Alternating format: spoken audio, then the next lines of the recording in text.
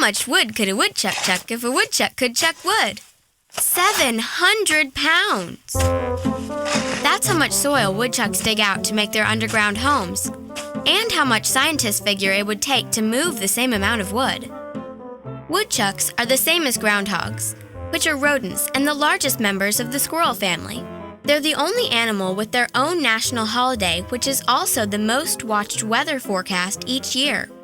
There's an old legend that on February 2nd, if the groundhog comes out of his burrow and sees his shadow, there will be 6 more weeks of winter.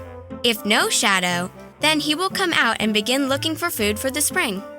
This tradition comes from a time when people lived closer with nature, and they paid more attention to when animals awaken in the spring. It would be rare to see a groundhog in Missouri on Groundhog Day, since winter is usually only half over then, and they are still hibernating. Groundhogs gorge all summer on greens, fruits, and veggies to build up fat reserves. After the first frost, they go underground in burrows and into a deep coma. Their body temperature drops and their heartbeat and breathing slows way down. Months later, when the weather gets warmer, their inner clock wakes them up. Groundhogs are known as great home builders, and their underground dens are about 20 to 25 feet long.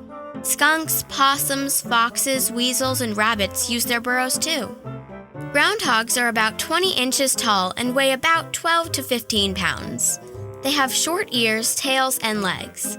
Their jaws, limbs, and front claws are very strong. Mostly seen on the ground, they can also climb trees for fruit and swim. They aren't bothered as much by insects, germs, and past plagues because they are very clean animals. Even in their burrows, they have a separate tunnel for a bathroom. Their thick, coarse hair has been used for tying trout flies, and their hides for the soles of Indian moccasins. They have also been known as whistle pigs for the sharp sound they make when frightened. Their enemies are foxes, bobcats, and humans, especially when they invade people's gardens. They live about 6 to 8 years in the wild. In April or May, mother groundhogs have about a half a dozen young. These are called kits or cubs. The best chance to see groundhogs in Missouri is in the spring, summer, or early fall, in open fields near woods or backyard gardens, while they try to feast before their underground famine. Happy Groundhog Day!